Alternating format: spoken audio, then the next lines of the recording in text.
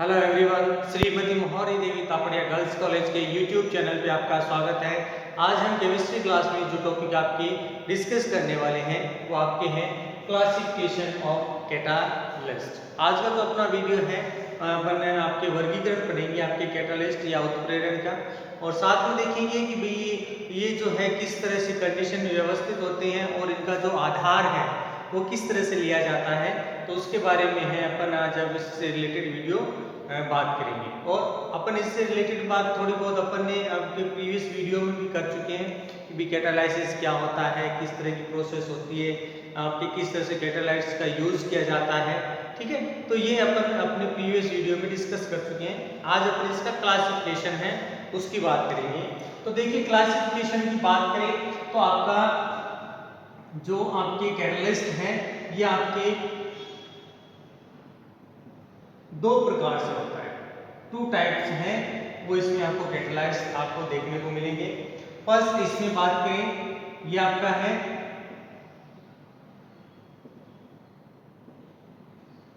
Homogeneous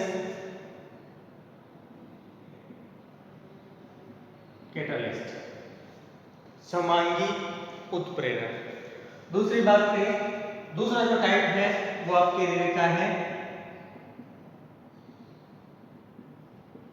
heterogeneous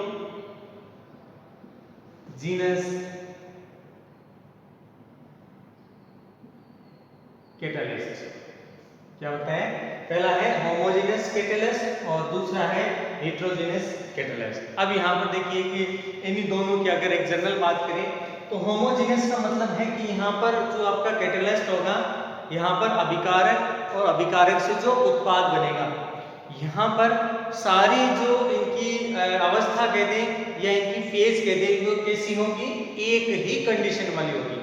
अब इसको इस तरह से समझ सकते हैं कि जैसे कोई गैस है, अभिकारक के रूप में अपन उसका उपयोग कर रहे हैं तो उसका उत्प्रेरक भी क्या है, गैस ही हो, तो इस तरह से हो सकता है। या फिर अपन किसी ठोस की भी किसी अपने लिक्विड की अभिक्रिया करा रहे हैं तो उसमें लिक्विड भी क्या हो, आत्मा उत्प्रेरक हो, उस तरह से है। तो मतलब यहाँ पर फेज आपके अभिकारक, उत्पाद और आपके कैटालिस्ट तीनों की कैसी होनी चाहिए, एक जैसी हो, तब कंडीशन कहलाती है होमोजेनस। दूसरी हेटेरोजेनस कैटालिस्ट, यहाँ पर क्या बताया गया कि यहाँ पर अभिकारक और उससे रिलेटेड उसका उत्प्रेरक और उससे बढ़ने वाला उत्पाद, यहाँ पर कोई जरूरी नहीं है कि वो किस तरह से उपस्थित हो। आप जिस चाहे कंडीशन में आप उनका यूज कर सकते हो, उनका अपन कह सकते हैं कि भी अभिकारक और उत्प्रेरक दोनों अलग अलग हो सकते हैं, यहाँ पर कोई कंडीशन की बाउंडेशन नहीं होती। होमोजेनस में ये कंडीशन है कि भाई सारी आपकी स्थिति क्या नहीं चाहिए, एक जैसी ही होनी चाहिए। जैसे अपन यहाँ पर बात करें आपके इसके लिए होमोजेनस कैटालिस्ट के लिए, यहाँ पर अपन ने भी बात की कि भाई आपका जो उत्प्रेरक और आपके अभिकारक है वो कैसी होना चाहिए, आपके सब क्या होना चाहिए, सेम फेज में। कैसे होने चाहिए, सेम फेज में होंगे तो यहाँ पर आपका होमोजेनस कैटालिस्ट कहलाएगा। यहाँ पर अपन बात करें इसके लिए, देखिए एग्जांपल दे रखा आपका एक आपकी जो आपके लेड चैम्बर विधि है जिसके द्वारा अपन क्या है सल्फ्यूरिक अम्ल है उसका निर्माण करते हैं। तो उसमें क्या बताया गया, एक अभिक्रिया होती है कि जो आपके SO2 है और ऑक्सीजन, ठीक है, आपकी बात करें आपके सल्फर डाइऑक्साइड और आपके ऑक्सीजन, इन दोनों की क्या है अभिक्रिया करवाई जाती है, तो इसके द्वारा सल्फर ट्राइऑक्साइड है उसका निर्माण किया जाता है। यहाँ पर क्या बताया गया है, जो उत्प्रेरक है, उत्प्रेरक के रूप में यहाँ पर जो नाइट्रोजन और आपके नाइट्रिक ऑक्साइड है इसका क्या किया जाता है, उपयोग किया जाता है। किसका उपयोग किया जाता है, नाइट्रिक ऑक्साइड का यहाँ पर उपयोग किया जाता है, जिससे बनने वाला जो उत्पाद होगा सल्फर ट्राइऑक्साइड, तो सल्फर ट्राइऑक्साइड भी आपके गैस रूप में बनेगा और आपका जो उत्प्रेरक है उसके साथ गैस कंडीशन वाला ही प्राप्त होता है। तो ये जो फेज है सारी की सारी कैसी हो जाती है, एक जैसी हो जाती है। अब देखिए अपन ने अपनी बात की तो यहाँ पर अपन इसको समीकरण से समझते हैं। जैसे यहाँ पर आपका ये ले लिया SO2, ये ले लिया आपका ऑक्सीजन, और अब ले लेते हैं आपका उत्प्रेरक, ये ले लिया आपका उत्प्रेरक, ठीक है। अब यहाँ पर आपकी अभिक्रिया, अब देखिए इसकी एक कंडीशन की बात करें, ये आपका कैसा है, गैस, ऑक्सीजन कैसी है, ये भी गैस, और ये भी क्या है आपका जो उत्प्रेरक है, गैस उत्प्रेरक यहाँ पर काम में लिया गया। तो यहाँ पर अपन क्या देख रहे हैं कि तीनों की फेज कैसी है, एक जैसी है, सेम है, तो सेम फेज है, काम में आएगी।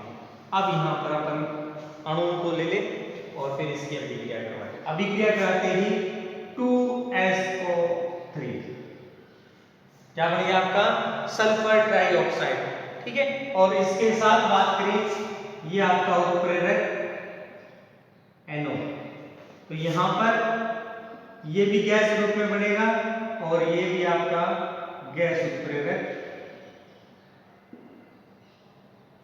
वैसा का वैसा पड़ा रहता है। तो यहाँ पर होमोजेनस कंडीशन क्या कहलाएगी, तो होमोजेनस कंडीशन वो होगी जिसमें सारे के सारे अभिकारक और उत्पाद कह दें या उत्प्रेरण की अभिक्रिया में लिए गए अभिकारक और उत्पाद समान फेज में होंगे और उनके द्वारा इस तरह से यौगिक का निर्माण किया जाएगा।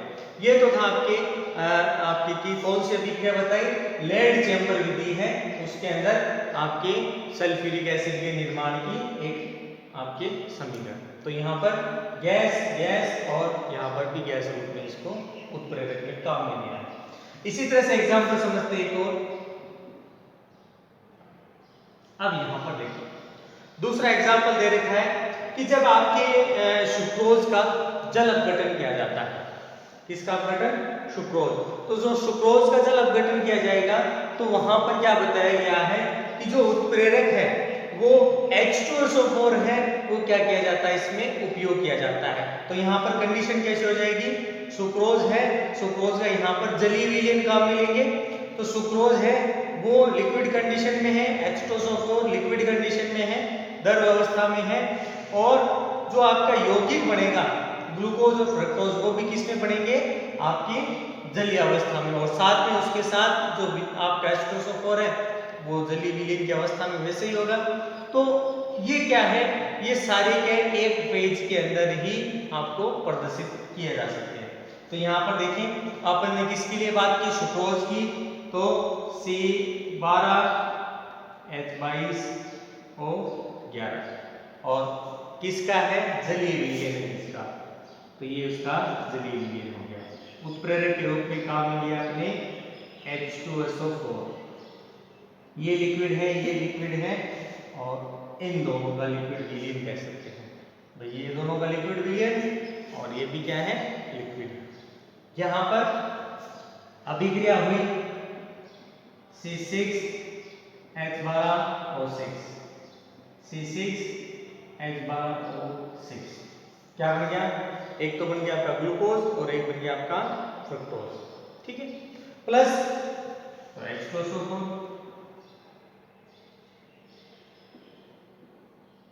तो यहां पर ये जो H2SO4 है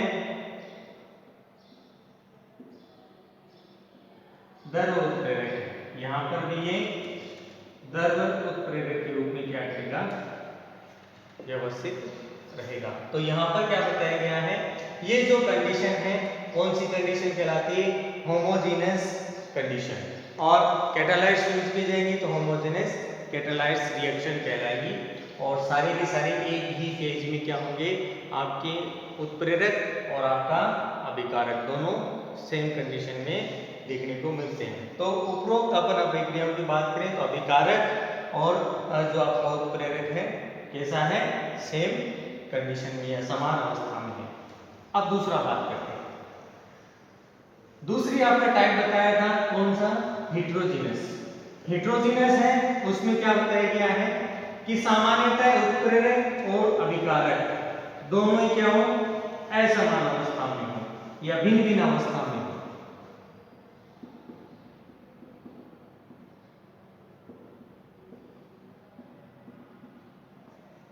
हेट्रोजीनस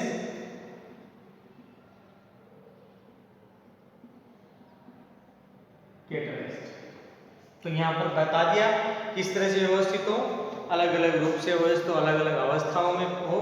तो यहाँ पर अपन कह सकते हैं डिफरेंट फेज, क्या है, अलग अलग अवस्थाओं में उपस्थित है। अब यहाँ पर एग्जाम्पल से समझते हैं कि जब हाइड्रोजन और ऑक्सीजन इसकी अभिक्रिया कर जाती है तो इसमें जल का निर्माण होता है, और इसमें जो उत्प्रेरक है उसका उपयोग किया जाता है प्लेटिनम उत्प्रेरक का उपयोग। देखिए इससे रिलेटेड मैंने आपको एक वीडियो पहले जो आपकी फ्यूल सेल है वो पढ़ाया था, तो उसमें दे रखा था एग्जाम्पल इसी से रिलेटेड, ठीक है, कि भी ऑक्सीजन और हाइड्रोजन क्या कर रही हैं, अभिक्रिया कर रही हैं, दोनों कैसे आपके आकर अभिक्रिया करती हैं, आपके इलेक्ट्रोड से उन पर अभिक्रिया होंगी, तो एक पर ऑक्सीकरण और एक पर अपचयन है वो संपन्न की जाएगी, आपके कैथोड एनोड उन पर अभिक्रिया ही होगी, और ऑक्सीजन आपके जो है आपके एनोड पर और आपका हाइड्रोजन कैथोड पर आकर जमा होना स्टार्ट हो जाता है, मतलब ऑक्सीकरण अपचयन अभिक्रियाएं उसमें बढ़। तो यहाँ पर क्या बताया गया है कि वही अभिक्रिया यहाँ पर होगी, जल का निर्माण की अभिक्रिया है वो आपको देखने को मिलेगी। तो यहाँ पर अपन एग्जाम्पल की बात करें तो देखिए 2H2 प्लस क्या लिख देंगे O2, यहां पर ये क्या है गैस, यहां पर ये है गैस, उत्प्रेरक ले लिया प्लेटिनम, ये क्या है आपका ठोस उत्प्रेरक। देखिए चेंज हो गया ना, डिफरेंट फेज, तो डिफरेंट फेज आगे गैस गैस ठोस, तो ये चेंज हो गया। तो यहां पर इसके द्वारा क्या किया जाएगा,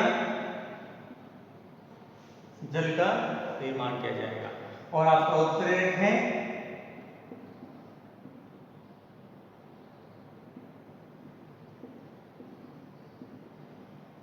वैसा का वैसा पड़ा है। इसी तरह से देखिए एग्जाम्पल नंबर अगला एग्जाम्पल आपके वनस्पति तेल से वनस्पति घी का निर्माण। तो यहाँ पर देखिए इसी से रिलेटेड भी आपको पहले बताया हुआ है कि भाई वनस्पति तेल से वनस्पति घी किस तरह से निर्माण किया जाता है। तो यहाँ पर क्या बताया गया है कि असंतृप्त अवस्था वाले जो के वसीय अम्ल हैं उनका क्या किया जाता है, निकल उत्प्रेरक की उपस्थिति में हाइड्रोजनीकरण किया जाता है, जिससे आपके संतृप्त अवस्था वाला कह दें या फिर कह दें आपकी जो घी है उसका निर्माण किया जाता है। और यहाँ पर किस तरह से अभिक्रिया होगी, तो यहाँ पर देखिए मैं डायरेक्ट यहाँ पर वैसे लिख रहा हूँ कि जैसे मान लो ये ले लिया आपका तेल और किसके साथ अभिक्रिया करवा दी, हाइड्रोजन, निकल उत्प्रेरक की उपस्थिति में। ये क्या है आपका द्रव्य, हाइड्रोजन क्या है आपकी गैस है, और आपका उत्प्रेरक कैसा है, उत्प्रेरक आपका कैसा है ठोस है। तो देखिए सारी चेंज हो गई, द्रव्य गैस ठोस सब काम में आ रहा है। तो यहां पर इसके द्वारा क्या किया जाएगा, वनस्पति घी का निर्माण किया जाता है, और आपका जो उत्प्रेरक है निकल वैसा का वैसा पड़ा है। तो ये आपका ठोस उत्प्रेरक है कि जब आपके वनस्पति तेल का हाइड्रोजनीकरण किया जाता है तो ये निकल उत्प्रेरक की उपस्थिति में क्या करेगा, वनस्पति घी का निर्माण करेगा, और साथ में आपका जो उत्प्रेरक है वो वैसा का वैसा पड़ा रहेगा। तो ये जो आपकी कंडीशन होती है ये आपके कहलाते हेट्रोजीनस कंडीशन कहलाती है, और अभिक्रिया निकल उत्प्रेरक के द्वारा है तो आपके क्या कह सकते हैं, हेट्रोजीनस कैटालाइज्ड रिएक्शन है वो कहलाती है। अब देखिए इसमें एक एग्जांपल और दे रखा है, हालांकि ये एग्जांपल आपने पहले पढ़ रखा है, ये है आपके ओस्टोवर्ट विधि द्वारा जो आपके सल्फ्यूरिक अम्ल है उसके निर्माण की दे रखी है। तो यहाँ पर जो अभिक्रिया दे रखी है उसमें जो है नाइट्रिक अम्ल है उसका निर्माण है वो दे रखा है कि भी इसमें नाइट्रिक अम्ल का है वो निर्माण किया जाएगा।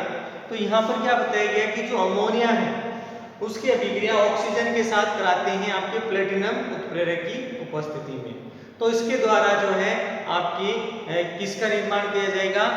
नाइट्रिक अम्ल का निर्माण किया जाएगा। किसका निर्माण है?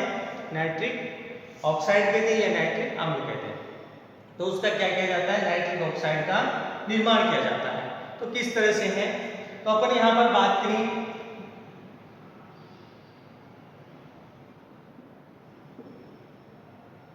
आपके लिए NH3 अमोनिया का ऑक्सीजन है तो 5O2 ये होगी आपकी अमोनिया